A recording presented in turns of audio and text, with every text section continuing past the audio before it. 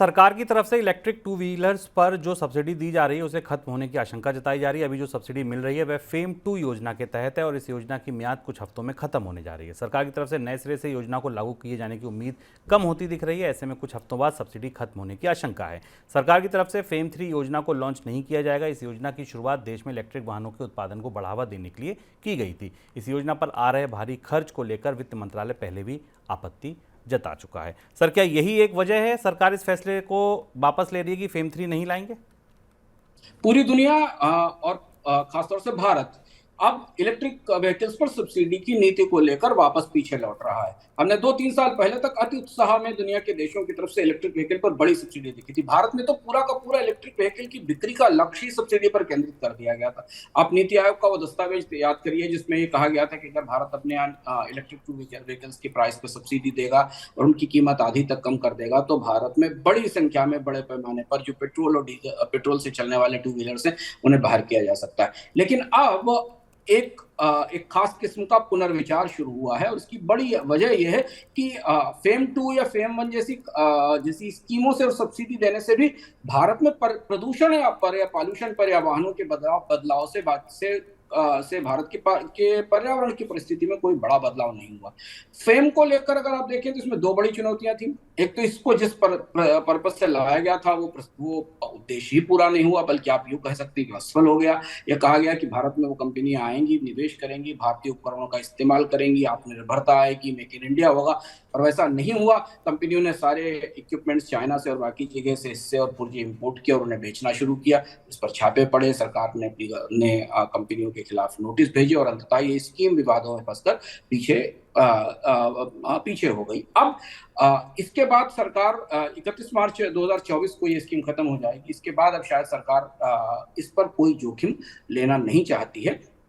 एक और महत्वपूर्ण बात यह है कि अभी हाल में एक और मामला भारत में इलेक्ट्रिक व्हीकल्स को लेकर सामने आया जिसमें टेस्ला को सब्सिडी देने की बात कही गई थी या इंपोर्ट ड्यूटी में कटौती की बात की गई थी।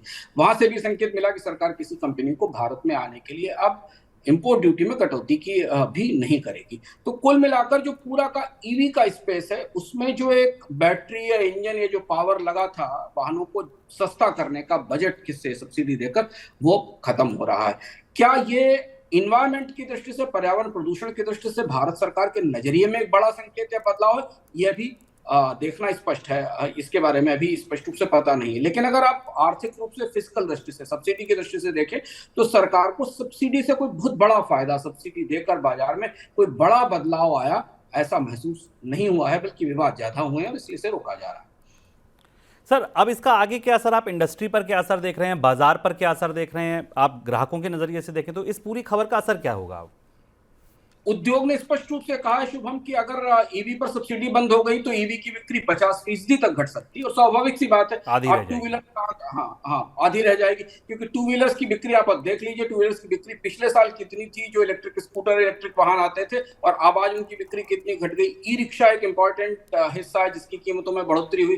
तो अब भारत में इलेक्ट्रिक वाहन ज्यादातर सब्सिडी के सपोर्ट से बिक रहे थे और उनकी बिक्री में गिरावट भी हुई। तमाम कंपनियां आई थी जिनको अपनी शॉप्स बंद करनी पड़ी, सेल्स कम हो गई और धीमे धीमे अब जो स्कूटी या वाहन है वो अब वापस उसी पुराने कंजर्वेटिव पेट्रोल चालित वाहनों की तरफ जाने लगे। यही स्थिति फोर व्हीलर्स की है, क्योंकि इलेक्ट्रिक व्हीकल की कॉस्ट काफी ज्यादा है, मेंटेनेंस की कॉस्ट भी ज्यादा है और उन्हें मिलने वाली इलेक्ट्रिक की सुविधा या इलेक्ट्रिक नेटवर्क की भी चुनौतियां हैं। इसलिए ये वाहन सिर्फ इसलिए बिक रहे थे क्योंकि सामान्य वाहनों की तुलना में इन पर सरकार सब्सिडी देती थी।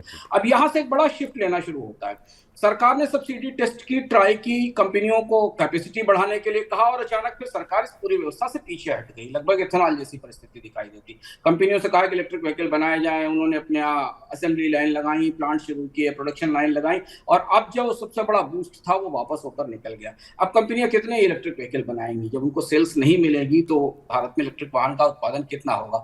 और इसके साथ दूसरी महत्वपूर्ण बात और ये देखनी होगी कि बड़ा शिफ्ट है पॉलिसी में जो आ रहा है, क्योंकि इलेक्ट्रिक वाहन अगर बढ़ते तो सरकार चार्जिंग नेटवर्क बनाती, तो उन कंपनियों को निवेश के लिए बुलाया जाता जो भारत में चार्जिंग करती, फिर वो बैटरी स्वैपिंग पॉलिसी और बैटरी बनाने की फैक्ट्री, मतलब इस पूरे एक पूरा इकोसिस्टम बनाने की तैयारी की गई थी जिसके केंद्र में बैठी थी सिर्फ सब्सिडी। ये वो सब्सिडी, वो ताकत थी जिस इकोसिस्टम पर भारत, जिसके आसपास इलेक्ट्रिक व्हीकल का पूरा इकोसिस्टम बनाया जाना था, जिसमें प्रोडक्शन भी होने थे, चार्जिंग नेटवर्क भी बनने थे, बैटरियां भी बननी थी, इक्विपमेंट्स भी बनने थे। अब जब वही आधार खिसक गया है और वाहन मौजूदा समय से ज्यादा महंगी कीमत पर बिकेंगे, तो लोगों के लिए ट्रेडिशनल फ्यूल के वाहन, पेट्रोल डीजल के वाहन खरीदना ज्यादा बेहतर होगा। तो इसलिए एक बड़ा शिफ्ट है जो भारत की ईवी इंडस्ट्री में आ रहा है। हम लोग संयोग से इस बात को पहले बता चुके हैं विस्तार से। इकोनॉमिकम हमने हाँ, डिटेल में किया है। हाँ, बिल्कुल, इकोनॉमिकम में आप ये जान सकते हैं, ये हमने आपको करीब 4-5 महीने पहले ही बता दिया था कि ईवी पर पूरी दुनिया में, भारत में नहीं पूरी दुनिया में सब्सिडी खत्म होंगी। और आप देखिए आज वो इकोनॉमिकम, आज इसका लिंक आपके डिस्क्रिप्शन बॉक्स में है। टाइटल कुछ ऐसा था कि ऐसे कैसे बिकेंगी ईवीज, इलेक्ट्रिक व्हीकल फिर कैसे बिकेंगे, और आज वही सवाल भारत में खड़ा है।